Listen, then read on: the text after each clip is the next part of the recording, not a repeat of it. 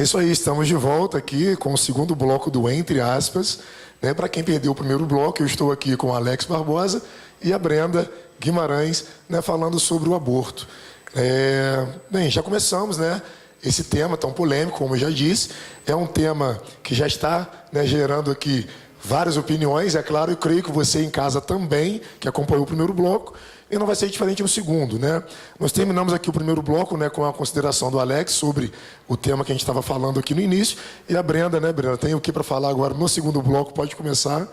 Então, é porque ele terminou o último bloco falando que a minha fala serviria tanto para definir o que seria um controle sobre a mulher, como o que seria definir um controle sobre o feto, né, que no caso ele coloca como criança. Sim. Só que o que acontece é o seguinte: nós vivemos em um estado laico, né? Então não são todas as pessoas que comungam, né, da mesma religião.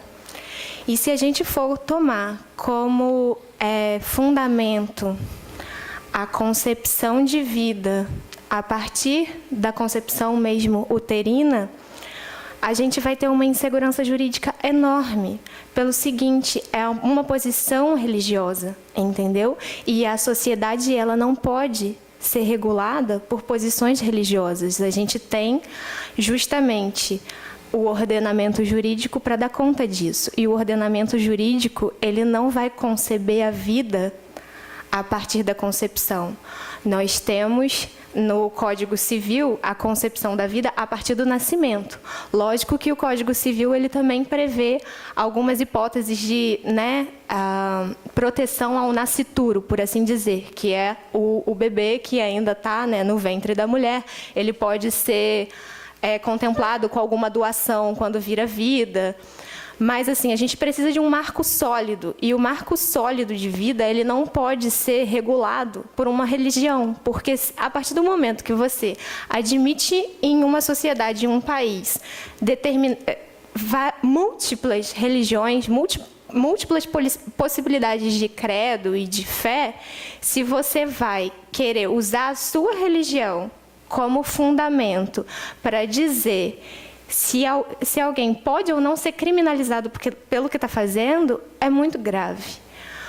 Porque, eu volto a dizer, apesar do colega ter apontado que não é garantia que uma mulher que faça um aborto em clínica de forma segura não venha morrer ou sofrer por conta disso, ainda assim, a mulher que não tem acesso, porque, assim, de fato, as mulheres que têm acesso, elas fazem. E o aborto, ele não é tão incomum quanto a gente pensa, entendeu? Então, assim, eu tenho dados aqui também sobre isso. Os dados da pesquisa que eu citei, que é a Pesquisa Nacional do Abortamento, só em 2015 foram 500 mil mulheres brasileiras que realizaram aborto. E 50% delas, pasmem, 50%, metade, elas usavam métodos contraceptivos. Então, assim, não é só a mulher descuidada, entendeu? Ou, eu fiz um erro e agora eu não quero admitir o meu erro. Em muitos casos, acontece realmente de forma inesperada.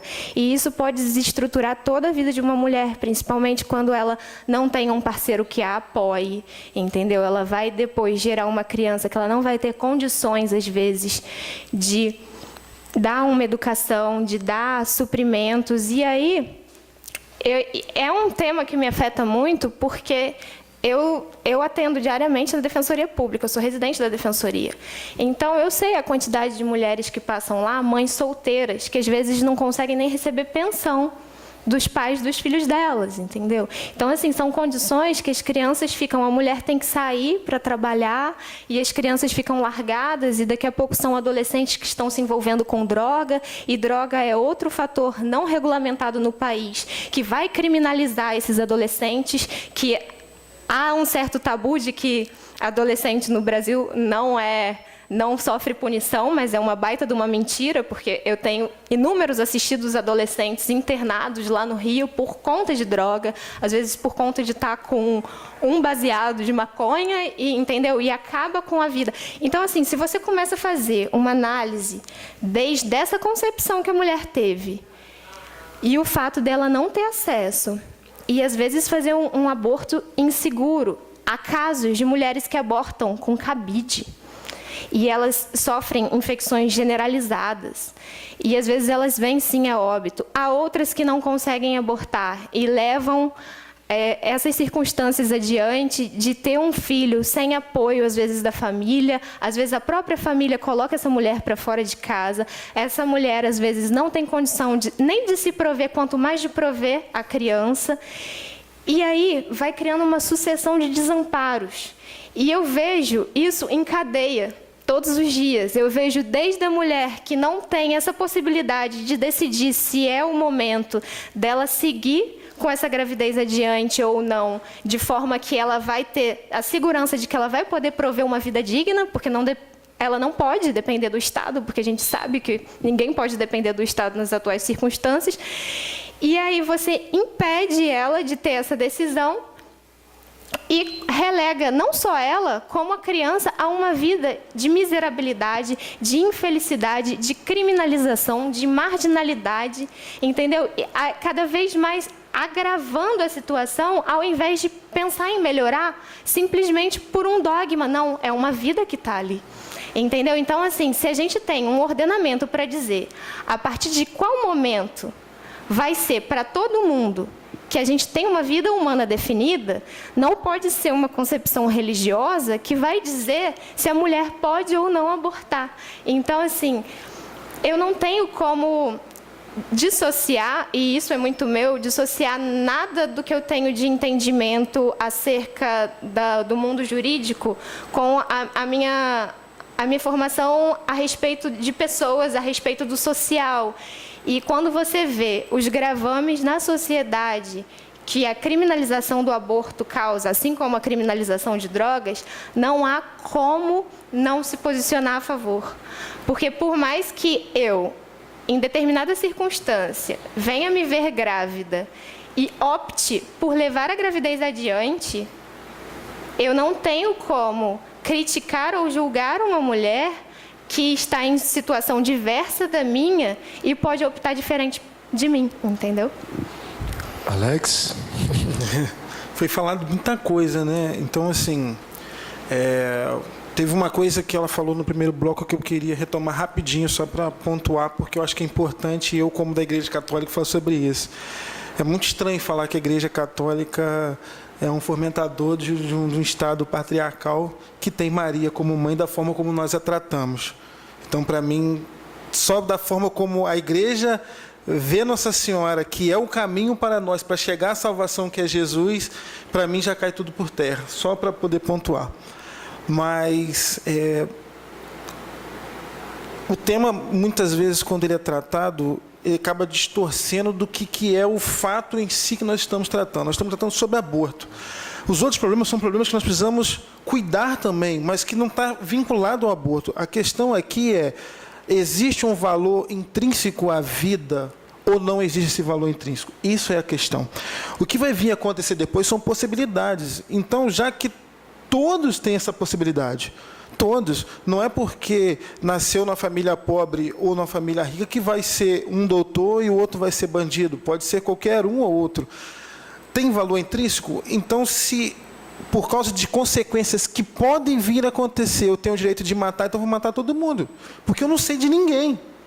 Vou matar todo mundo. Vão fazer aborto geral. Porque o problema é as consequências que podem vir a acontecer, quem garante quais consequências são essas. Então, aqui distorce. É igual que agora virou moda falar que existe o aborto paterno, né? Que é o homem que abandona. Vamos criar leis para também... Vamos punir esses homens também para que eles não abandonem também. De alguma maneira, eles têm que fazer o papel deles. E não achar que isso é justificativa para abortar. Porque aí você acaba criando um vício de criminalidade muito grande. E outra coisa que é importante, o Estado é laico e ela está perfeitíssima nisso, mas ele não é laicista. Nós temos uma sociedade brasileira que tem, na sua grande maioria, uma formação cristã. Apenas 10% da população é favorável ao aborto. Se eu estou num país, num Estado que ele é democrático, eu tenho que levar isso em consideração. É necessário levar em consideração que a grande maioria é contrária ao aborto. Pode ser, que aí nós temos que debater, se todos esses que são contrários ao aborto são bem formados a isso ou não. Vamos debater isso, porque às vezes muitos deles nem são formados. Assim como muitos que são a favor também, nem são formados. Falou, concordei com aquele assunto, com aquela opinião, e já toma essa decisão, mas não vai a fundo ao estudo daquela questão. Então, o assunto tem que ser tratado sobre aborto. Eu acho que quando a gente acaba indo para outras realidades, são realidades que nós temos que ser tratadas daquela realidade, sabe? E não desvincular isso. Então, um dos grandes pensadores, filósofos, que quem parte mais do pensamento de esquerda utiliza muito é Jean Paul Sartre, né, e Simone de Beauvoir. Eles falavam que a essência precede a existência, ou seja, a essência da pessoa, ela existe antes da existência da pessoa. Ou seja, antes de existir já tinha uma essência, e essa essência não tem valor intrínseco. E isso aqui, eu não defendo esse pensamento dele, não, mas é o que dita o pensamento da esquerda. Então, eles entram em contradição o tempo todo, né? Então, é necessário ter bem vinculado que um aborto, existe um valor intrínseco à vida ou não existe? Porque se tem um valor, é necessário que se cuide. E, claro, entendo, a Igreja Católica, e ela nem pretende isso, porque ela não tem uma doutrina pronta para formar um Estado, a Igreja não tem, ela tem luzes para dizer qual caminho seguir, mas ela não dita socialismo, capitalismo, nada disso, ela não tem, mas ela tem luzes. Ela não vai ditar qual a maneira correta, mas ela sempre vai lutar pela vida, sempre. E tanto a Igreja ou, né, à luz do Código Brasileiro, há um momento em que pode-se dizer ali há uma vida, ou seja, a partir de quantos meses, a partir da fecundação, há esse momento, começar pela Brenda, já que você terminou agora, há esse momento em que pode-se dizer isso, ou a qualquer momento da gestação. Um exemplo agora, vou voltar ao estupro.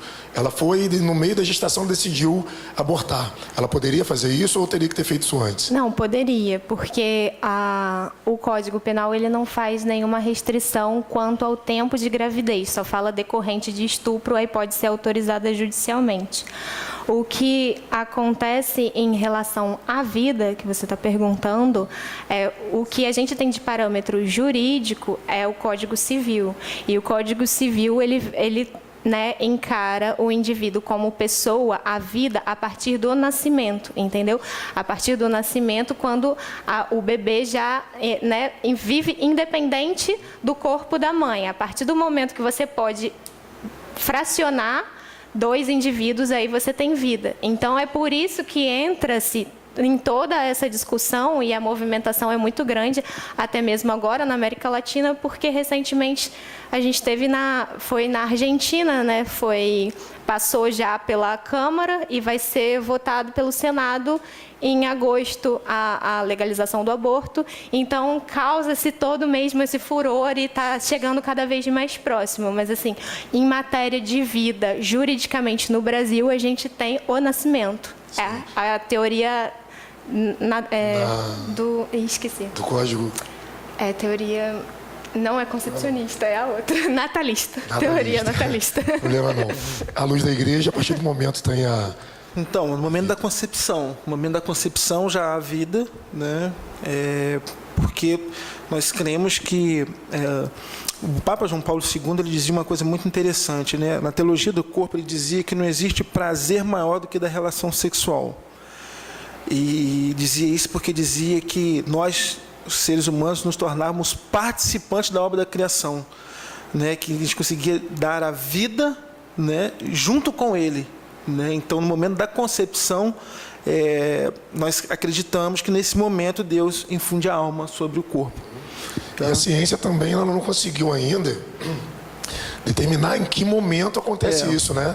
Isso eu acho que é uma coisa que ninguém vai saber. Né? Porque é complicado.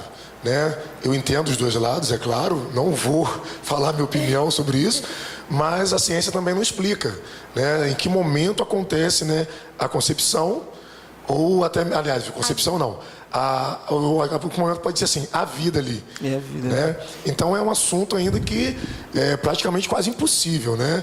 Da gente realmente dizer a vida, não há vida, eu sou a favor, sou contra, apesar da gente já ter as opiniões, né, que mesmo que provisoriamente, né, quem sabe lá no futuro pode se mudar isso, mas enfim, é muito complicado. Agora deixa eu entrar rapidinho com um exemplo verídico que aconteceu aqui no Brasil. Eu não lembro qual membro da família estuprou uma criança de 10 anos de idade. Se foi o tio ou o avô, mas enfim, foi da família. A menina engravidou aos 10 anos de idade e ela não tinha ainda, né, estrutura para poder gerar aquela criança, ou seja, podendo causar um risco, né, para essa criança, para essa menina de 10 anos. Então, logo os médicos pediram, né, para que fosse feito o aborto. Ok? A justiça liberou, né, o aborto. Imediatamente feito, né, a igreja a igreja excomungou, tá, os pais da criança e o médico, né, que fez o aborto na criança. Eu gostaria de saber, né, do Alex primeiro, o porquê, né, da igreja ter excomungado, né, tanto o pai, a mãe e o médico, e não ter feito nada em relação à excomunhão ao membro da família que estuprou a menina. Então, a igreja ela excomunga na questão do aborto porque ela entende que a vida ali ela tem o mesmo valor que quando acaba de nascer. E quando acaba de nascer, a lei já pune, mas não pune com a mesma força, né, quando é no aborto. Então, por isso que a igreja dá a sua pena máxima, que é a excomunhão, e ela é automática, né, para quem comete o crime do aborto, apoia, enfim. O que acaba acontecendo? Você só consegue dar uma pena de excomunhão, que é a lei da igreja, para quem é católico. Então, se a pessoa não é católica, não tem como você excomungar ela, porque ela já não é católica, né? Então, aqui eu precisaria saber se esse rapaz, né, o que estuprou a menina, se ele é católico. Porque provavelmente o pai, a mãe e o médico eram, provavelmente esse rapaz não era. Tá? Mas se fosse também, a igreja excomungaria ou não? O que estuprou a menina? Aí dependeria da decisão dele. Ele cometeu um crime grave, tá? Que também é pecado, tá? Mas ele só receberia excomunhão se ele apoiasse o aborto. Entendeu? Então é questão ao aborto, tá? E o estupro, ele é um pecado gravíssimo, a igreja é completamente contrário. Inclusive, o Papa Francisco agora está dando uma grande lição para o mundo de como ele é firme, e não tem mais essa. Padre, bispo, quem for, que tiver do clero, que cometer qualquer tipo de crime nesse sentido, de estupro, de abuso sexual, qualquer um, vai ser punido. E ainda pede para que seja colocado na justiça comum. Não vai ser nem punido pela igreja, não. Bota na justiça comum para que ele possa pagar pelos crimes dele. Em relação ao lado jurídico aqui, se os pais talvez decidissem dar continuidade à gestação da menina, eles poderiam sofrer alguma sanção, não obedecendo, é claro, a ordem do juiz ou da juíza? Certamente que sim, porque, na verdade, você tem aí o caso de uma gravidez decorrente de estupro de uma criança. Então, a partir do momento que viesse a ciência do Estado, seja, né, judicial, seja do Ministério Público, da Defensoria, incumbe majoritariamente à Defensoria e ao Ministério Público tutelar o interesse de uma criança que não esteja sendo, né, tal interesse atendido pelos pais, e provavelmente eles seriam punidos, sim, judicialmente. Mas um apontamento que eu gostaria de acrescentar, que eu acho que contribui para o debate e é muito relevante, que o caso da gente regulamentar o aborto não é a gente fomentar nem, assim, liberar totalmente o procedimento. O caso da gente descriminalizar em um primeiro momento o aborto é tentar impedir a revitimização dessa mulher. Por quê? Além dela, às vezes, tentar fazer um aborto em si mesma, não conseguir passar por todas as dores, não só físicas, psicológicas passar por todas as dores, não só físicas, quanto psicológicas e emocionais, né? Ela ainda vem a julgamento. E o julgamento do aborto, por ser considerado crime contra a vida, é um julgamento perante o tribunal do júri. A mulher senta na cadeira dos réus e ela fica diante de 11 pessoas que vão dizer a ela se ela é culpada ou inocente, se ela tem que ser presa ou se ela tem que ficar em liberdade. E assim, é chocante para uma mulher, e assim, aqui eu me posiciono não só no aspecto jurídico, mas enquanto feminista, é chocante para uma mulher perceber, às vezes, o tratamento em que é dado pela sociedade de julgá-la por tentar evitar que a vida dela fique fadada ao fracasso, enquanto que não é dada a mesma reprovabilidade a um estuprador. E o que acontece? A maior parte das mulheres que vocês perguntarem, e isso vocês podem fazer pesquisa pela rua, se uma mulher prefere ser estuprada ou ser morta, a maior parte delas prefere morrer a ser estuprada. Isso foi até você me fez lembrar aqui, um acontecimento. Eu ainda namorava minha esposa, né? E aconteceu algo semelhante. Se eu não me engano, um rapaz entrou na casa e tinha a mãe e a filha, né? E ele falou: vou estuprar sua filha, ou você prefere que eu a mate, né? No caso, olha a situação em que a mãe, né, é colocada. Você prefere que eu estupre sua filha ou que eu mate sua filha, né? E é claro que, diante dessa escolha terrível, ela escolheu o estupro, porque ela não gostaria, claro, de perder a filha. Então, assim, é muito complicado, né? Então, cada um, você, né, que está em casa, né, tem a sua opinião, é claro, mas a mãe escolheu naquele momento, né, que estuprasse, ou seja, estupra minha filha, mas não mata minha filha, né? É complicadíssimo isso daí. Alguma consideração antes do bloco final? Não, tranquilo? Então vamos para o terceiro e último bloco. Já voltamos, não saia daí.